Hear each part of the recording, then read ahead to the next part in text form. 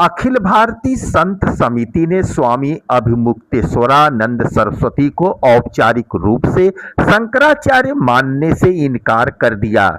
समिति का तर्क है कि उनके पट्टाभिषेक पर सुप्रीम कोर्ट की रोक और अखाड़ों की पारंपरिक स्वीकृति न होने के कारण यह पदवी विवादित व असत्यापित है। दर्शकों, आप देख रहे हैं नया सवेरा, मैं सियाराम मिश्र।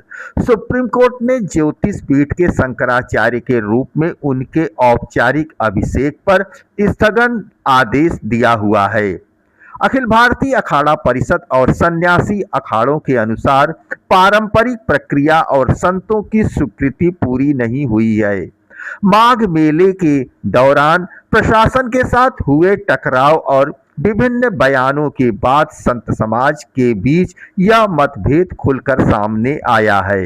वाराणसी में राहुल गांधी, पप्पू यादव और अवधेश प्रसाद के खिलाफ एफआईआर दर्ज कराने के बाद संत समाज ने देशव्यापी सनातन शंखनाद अभियान का ऐलान किया है। संसद परिषद के बाहर हुए राजनीतिक प्रदर्शन का विरोध करते हुए संतों ने कार्रवाई न होने पर सुप्रीम कोर्ट जाने की चेतावनी दी। श्री काशी विद्वत परिषद और विहिप के समर्थन दिया है। 2 से 5 नवंबर तक काशी में संस्कृति संसद आयोजित होगी, जिसमें 3000 से अधिक व्यक्ति है। इसने जो जो कुछ कहा यह एक प्रपंच और झूठ के अतिरिक्त कुछ नहीं है। मैं यह मानता हूँ कि यह व्यक्ति भगवा कपड़ा डाल करके जॉर्ज सोरोस का एजेंट है और ये चर्च मिशनरियों के लिए काम करता है। इसके गुरु तो अपने माइग्रेन भी चर्च के पादरियों से झड़वाते थे। तो उसका क्या कहना, 2-3 घटनाएं हुई। ये अयोध्या में चिल्ला चिल्ला करके कह रहा था यह व्यक्ति कि हनुमानगढ़ी में नमाज नहीं हुई। शाम तक हमने नमाज के सारे वीडियो फुटेज जब सार्वजनिक कर दिए, मुकदमे की पूरी फाइल जिसमें ज्ञानदास ने कोर्ट में लिखित माफ़ी मांगी थी सार्वजनिक कर दिए, तो ब्रजभूषण शरण सिंह जी जैसे वो एक सम्मानित व्यक्ति है, उनको लगा कि कहीं उनसे गलती हो गई, उन्होंने क्षमा मांग ली। लेकिन क्या इस दोगले ने क्षमा मांगी? क्या इस झूठ के लिए इसने कोई प्रायश्चित किया? ये साधु के कपड़े में एक मुश्त नख से सिख तक सिर्फ और सिर्फ पॉलिटिक्स, देश के पत्रकारों को गालियाँ देना, देश के मूल संत समाज को गालियाँ देना, सबको गाली देते हुए, और योगी आदित्यनाथ जी संत हैं कि नहीं है ये सर्टिफिकेट इनसे चाहिए क्या? ये कौन लोग हैं? सुप्रीम कोर्ट ने जिन्हें प्रतिबंधित किया हुआ है कि इनका अभिषेक भी नहीं हो सकता, ऐसे लोग क्या बताएंगे? और गो विस्त यात्रा में कहीं 50 लोग भी आए क्या?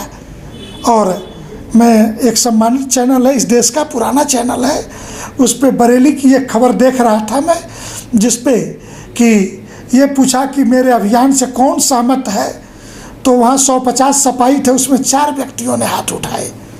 और तुम्हारे सभा मंचों पर गोमांस के तस्कर समाजवादी पार्टी के प्रत्याशी जो नामित मुकदमों में अभियुक्त हैं गो तस्करी के केसों में, ऐसे व्यक्ति तुम्हारे मंच पर माइक संभालते हैं और तुम गो रक्षा की यात्रा करते हो, ये समझ में नहीं आता।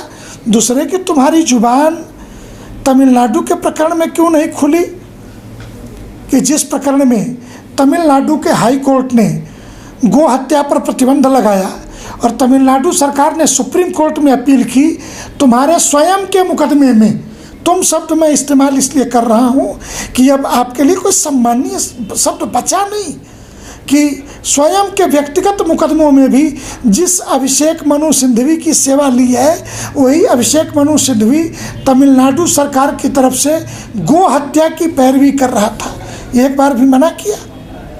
भारत की संसद में जो आपने सुप्रीम कोर्ट के अंदर कि मैं शंकराचार्य हूँ, इसमें सबूत क्या लगाए कि कांग्रेस की राष्ट्रीय महासचिव प्रियंका गांधी ने मुझे शंकराचार्य माना।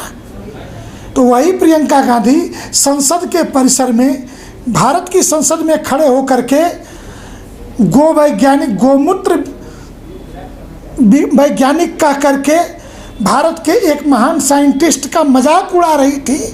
कभी जुबान फूटी क्या? स्वाभाविक है कि यह चरित्र दोगला चरित्र कहलाता है।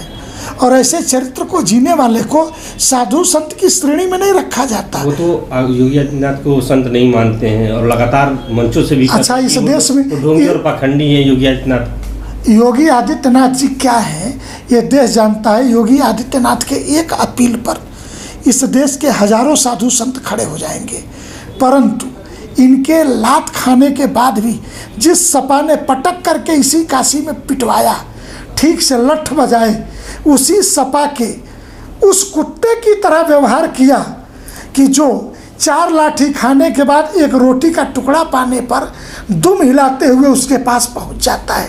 यही तो तुम्हारा आचरण है, यही तो तुम्हारा व्यवहार है। और रही बात, इस देश का कौन साधु संत है जो उस व्यक्ति को बुलाता हो? किसने बुलाया?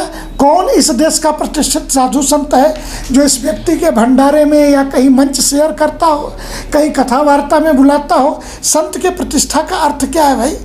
यज्ञ में, पूजा पाठ में, जिस प्रकार एक शब्द है हमारे यहाँ जात और भात, तो जात की पात से निष्कासित कर दिए जाएं तो भात से वंचित कर दिए जाते हैं। कभी आपने सुना अभिमुक्तेश्वरानंद को कभी किसी ने समष्टि भंडारे भोजन किसी यज्ञ में किसी ने बुलाया हो? अरे अपने पैसे से तुम अपना मंच सजा करके नौटंकी कंपनी चलाओ, रोका किसने है भाई? गुरुजी राम देवगिरी जी ने उन्होंने इन्हें शंकराचार्य मानने से इनकार कर दिया। अखिल भारतीय संत समिति का क्या स्टैंड है?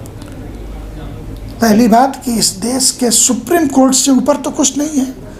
सुप्रीम कोर्ट ने इनके अभिषेक पर ही प्रतिबंध लगा दिया और भारत के पार्लियामेंट के अंदर 5 फरवरी 2020 को जिस ट्रस्ट की घोषणा राम जन्मभूमि के लिए सुप्रीम कोर्ट के संविधान बेंच के सर्वसम्मत फैसले से हुई है, उस ट्रस्ट में ट्रस्टी क्रमांक 1 के पराशरन फर्स्ट पार्टी, ट्रस्टी क्रमांक 2 जगत गुरु शंकराचार्य ज्योतिष पीठाधीश्वर स्वामी वासुदेवानंद सरस्वती, ये पूरा नाम लिखा हुआ है।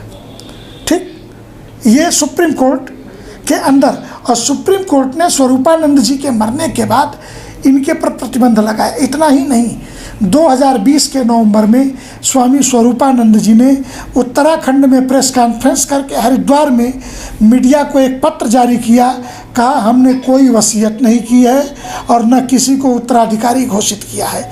आपको आवश्यकता है तो मैं पत्र की कॉपी आपको स्वरूपानंद जी के साइन की अभी दे दूंगा। तो गुरुजी अखिल भारतीय संत समिति इनको शंकराचार्य मान्यता है या नहीं? हाँ या नहीं? सवाल ही नहीं पैदा होता कि अखिल भारतीय संत समिति इनको कैसे शंकराचार्य मान सकती है, और क्यों मानेगी भाई? ऐसे व्यक्ति जिसको सन्यासी भी नहीं माना जाना चाहिए वो शंकराचार्य कैसे मान्य होगा? अभिमुक्तेश्वरानंद कह रहे हैं कि मुगल और मुस्लिम गोभक्त हैं, जबकि भाजपा सरकार गोमांस व्यापारी के चंदे से चल रही है। वो तो उसके मंचों पर गो तस्करों के जमावड़े से ही दिख रहा है कि मुगल किसके भक्त हैं और मुगलों का कौन दलाल है और कौन गुलाम है। जिन लोगों ने गंगा आंदोलन में काशी के घाटों पे अतहर जमादारी से नमाजें पढ़वा ली अपने श्री विद्या मठ के पिछुआरे, वो लोग भी सनातन की बात करें तो ये वही बात हुई कि कोई वेश्या चरित्र पर भाषण दे। उन्होंने राम मंदिर को बीजेपी और संघ का दफ्तर बताया है। गविष्ठ यात्रा के दौरान या वह अयोध्या गए मान रहे हैं आप? राम मंदिर अगर आरएसएस का बीजेपी का दफ्तर है तो वहाँ कोई चोरी हो या आग लगे तुमसे क्या मतलब? तुमने तो राम मंदिर बनाने के नाम पे जो सोना इकट्ठा किया रामालय ट्रस्ट ने, उस रामालय ट्रस्ट के द्वारा इकट्ठे किए गए सोने का हिसाब तो दो कि भगवान राम की जन्मभूमि के नाम पर तुमने ज़मीन कहाँ खरीदी, तुमने कई ईंटें लगाई, तुमने इसमें कौन सा योगदान दिया, ये भी तो देश को जानना चाहिए। भारी भरकम रामालय ट्रस्ट जो कांग्रेस नेता दिग्विजय सिंह के श्री चरणों में बैठ करके तुम लोगों ने तैयार किए, खुद सचिव थे, तो उसका हिसाब तुम्हें देना चाहिए। राम जन्मभूमि न्यास की खरीदी गई ज़मीनें 45 एकड़ से राम जन्मभूमि तीर्थ क्षेत्र ट्रस्ट में है। राम जन्मभूमि न्यास की मंगाई गई ईंटों से लेकर के सारी समृद्धि राम जन्मभूमि को समर्पित हो गई। तो उसने तो कहीं कोई आपत्ति नहीं कि 67 एकड़ में 45 एकड़ ज़मीन तो तुमने क्या खरीदा? तुमने पूरे देश से जो पैसा लिया वो कहाँ खर्च किया, ये तो देश को जानना पड़ेगा। और राम जन्मभूमि का मंदिर आरएसएस भाजपा का अगर कार्यालय है और उस कार्यालय में लोग जा रहे हैं तो तुम्हें क्यों पेट में दर्द हो रहा है? तुम्हें क्यों चोरी दिख रही है? इस देश का हिंदू समाज वहाँ पे जाना बंद नहीं किया। इस देश के हिंदू समाज के लोगों ने अब बढ़ चढ़ के और ज़्यादा दान करना शुरू किया है और राम जन्मभूमि के प्रति अपनी प्रतिबद्धता जताई है। और तुम्हारे जाने न जाने से क्या फ़र्क पड़ा? तुम्हारे नहीं जाने से मंदिर नहीं बना, कि तुम्हारे नहीं जाने से प्राण प्रतिष्ठा नहीं हुई, या तुमको बुलाया किसने? महत्वपूर्ण बातें हैं कि तुम कोई आमंत्रण पत्र दिखा दो कि तुम्हें किसी ने आमंत्रण दिया हो और तुम नहीं गए हो। तुम तो पहले से बायकाट व्यक्ति थे और आज भी हो, तुम्हें बुलाया किसने? गुरुजी, आखिरी सवाल है कि जो उनकी यात्रा थी, गोविष्ट यात्रा, उसमें समाजवादी पार्टी और कांग्रेस के लोग खुलकर सामने आए। क्या कारण है कि गौमाता के लिए अखिल भारतीय संत समिति उनके साथ नहीं खड़ी रही?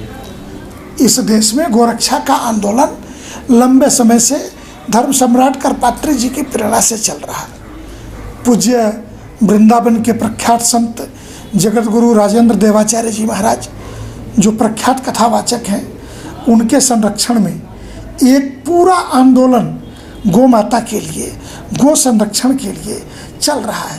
लेकिन उस आंदोलन में किसी संत ने, बड़ी बड़ी यात्राएं निकली गौ माता के लिए, किसी संत ने किसी सत्ता सरकार को गालियां नहीं बकी। उस भाजपा के शासन के राज्य हों या विपक्ष के शासन के राज्य हों, एक सभ्य तरीके से यात्रा निकाली। क्या कारण है कि आपका कोई भी अभियान विधानसभा और लोकसभा को ही आधार मान के होता है। 2019 की लोकसभा याद करिए, जब श्रद्धेय नरेंद्र मोदी जी ने काशी विश्वनाथ धाम कॉरिडोर का शिलान्यास किया और उस समय विश्वनाथ मंदिर के आसपास के टूटने वाले मकानों के विरुद्ध वाराणसी लोकसभा में यात्रा कर करके पाँव में फटे बेवाई इनकी सो कॉल्ड मीडिया के द्वारा दिखाई जा रही थी। क्या उखाड़ लिया भाई? क्या बना लिया? बड़े सीधे शब्दों में मैं पूछ रहा हूँ। तब यहाँ से 4.5 लाख से ज़्यादा मतों के अंतर से मोदी जी चुनाव जीत गए। अब मैं इतना डंके के चोट पे कह सकता हूँ कि इस दुष्ट की गो के लिए नहीं, इसकी दुष्ट यात्रा थी, कोई विष्ट यात्रा नहीं थी, ये दुष्ट यात्रा थी। और विधानसभा घूम करके आ गया तो इसके पाँव हमारे लिए शुभ हैं कि और लिख करके रख लो कि योगी आदित्यनाथ जी कम से कम 310 विधानसभाओं का चुनाव जीत करके उत्तर प्रदेश में जोरदार सत्ता में वापसी करने वाले हैं। इसलिए फिर ये रोते हुए मिलेंगे और इनका मैं साहित्यिक शब्दों में कहूँगा तो राण रुदन कह लो या विधवा विलाप कर लो, फिर चुनाव के बाद ईवीएम हैक करते हुए पाए जाएंगे।